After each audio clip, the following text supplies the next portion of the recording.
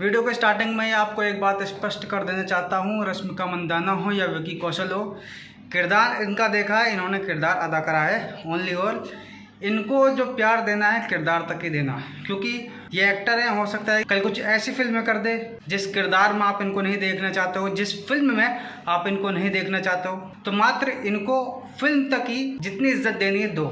यदि आप इनके अंधे फॉलोअर बन गए तो कल आपको दिक्कत खुद झेलनी पड़ेगी, क्योंकि उसमें इनकी गलती नहीं होगी। ये अपना काम करेंगे, एक्टर है तो एक्टिंग ही करेंगे।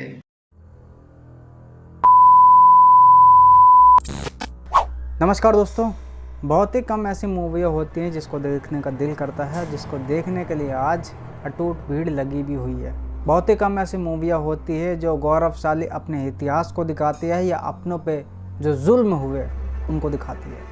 श्री छत्रपति शिवाजी महाराज पर भी कई मूवियाँ बन चुकी है। सेम अब ये दोबारा से श्री संभाजी महाराज पर छावा मूवी बनकर निकल के सामने है, जिसमें जो है करैक्टर की बात करी जाए तो सारे करैक्टर अच्छे थे। एक्टर की बात करी जाए तो जिन एक्टरों ने अपने किरदार को निभाया है, नंबर 1 निभाया है।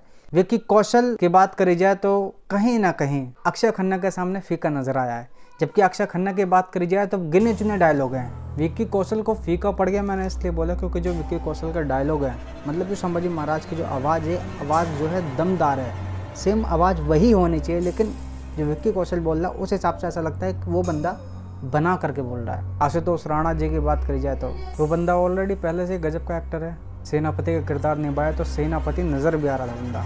रश्मिका मंदाना की बात करी जाए तो इसने भाई अपने किरदार को सही निभाया है, लेकिन पॉइंट कई जगह ऐसे खड़ा हुआ है जहाँ खड़ा नहीं होना चाहिए था। देखो, मूवी जिन्होंने देखी है, जो कोई संभाजी महाराज के बारे में नहीं जानते होंगे, जिन्होंने मूवी देख कर उनको जाना, तो उनके हिसाब से 100 से भी ऊपर मार्क्स है, लेकिन जो उनको गहराई से जानते हैं वो लोग कमी निकाल सकते हैं। संभाजी महाराज की जो ताकत दिखाई है, जो दहाड़ दिखाई है इस मूवी में, परफेक्ट है। जब घायल होने के बावजूद भी जंजीर में जकड़े होते हैं, वो जकड़े हुए भी यदि वो शेर की तरह दहाड़ते तो लोग डर जाते, हिल जाते हैं। बॉलीवुड का काम है भाई बैलेंस करना। जो बैलेंस है ये हर जगह लगाया जाए, ये मुझे अच्छा नहीं लगता है। ना मुझे ऐसा लगता है कि उनको भी अच्छा लगेगा जो संभाजी महाराज के वीर गाथा को सुने होंगे या जो उनके बारे में जानते होंगे, क्योंकि ये ऐसा नहीं है कि हाँ भाई स्टोरी लिख दी बस फिल्म बना दी। ये रियल कहानी है, रियल इतिहास है। जैसे कि यदि आपने मूवी देखी होगी तो मूवी में आपको देखने से ये मालूम चला होगा कि केवल मराठाओं के लिए उन्होंने अपना जीवन जिया है, महाराष्ट्र के लिए ही उन्होंने मात्र जीवन जिया, जो कि बिल्कुल ही गलत है। उन्होंने पूरे भारत के लिए जिया था।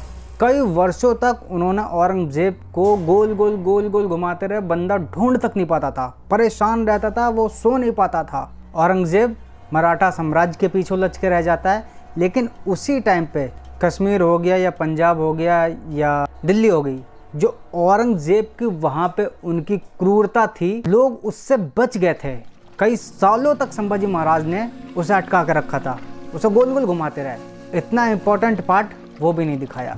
चलो ठीक है, तुमने नहीं दिखाया, हो सकता है कि भाई आप लोग डर डर के मूवी बना रहे थे, कहीं सेंसर बोर्ड ना काट दे या मूवी कहीं लंबी ना हो जाए। भैया आप केवल बैकग्राउंड में वॉइस दे देते ना, ये भी बहुत था। जो संभाजी महाराज को टॉर्चर किया था उसको भी बहुत अच्छे से दिखाया जा सकता था। जिस तरीके से बहुत मुश्किल से पकड़े गए, वो सारी चीज़ें रियल कहीं ना कहीं नज़र आती है, वो बिल्कुल सही दिखाया। लेकिन संभाजी जब महाराज को लेकर के आए थे तो कहीं ना कहीं पहली शर्त उनकी यही थी, इस्लाम कबूल कर लो। टॉर्चर करने से पहले दिखाया क्या गया, पकड़ा, पहले नाखून निकाला, फिर नमक रगड़ा, फिर आंख फोड़ी, जीभ निकालने से पहले पूछा गया था, वो भी बहुत हल्की आवाज़ थी उस समय।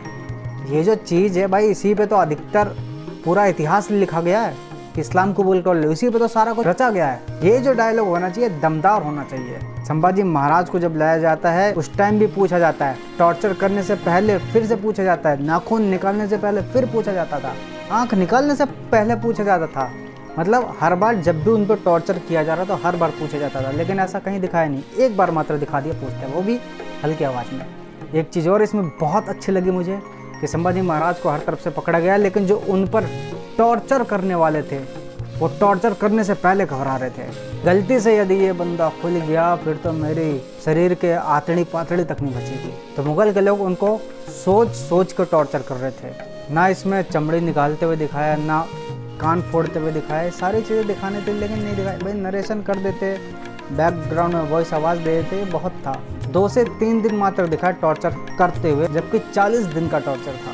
वो ही पीछे से डायलॉग दे सकते, लेकिन ऐसा कुछ नहीं। लेकिन ठीक है, पहली मूवी इन पे ऐसी बनी है जो लोगों के दिल में उतरी है। कितनी कमियां थी ये मैंने आपको बता दिया, लेकिन फिर भी यही कहूँगा, इतनी कमी होने के बावजूद भी कि ऐसी मूवी इनको लेकर नहीं बनी अभी तक। जाइए अपने गौरवशाली इतिहास को देखिए, सुनिए, पहचानिए किस तरीके से मात्र एक इस्लाम को कबूल करने के लिए ये सारा कुछ इतिहास रचा गया था। संभाजी महाराज ने हर दर्द सहे, हर कुछ सहा, लेकिन मात्र उसको स्वीकार नहीं करा जिसको आज के समय लोग चंद पैसे के लालच में कर लेते हैं।